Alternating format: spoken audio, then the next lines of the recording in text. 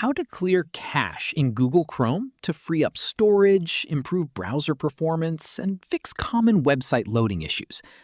First, open Google Chrome on your Android.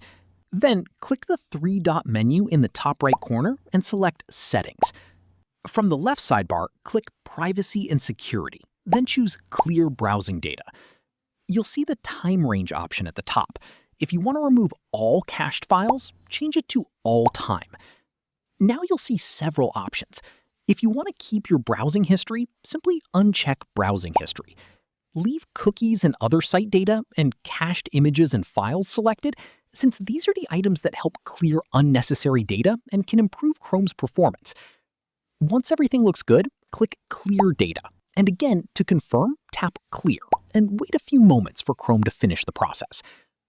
And that's it. If this video helped you, don't forget to like, subscribe, and turn on notifications for more quick and easy Android tutorials.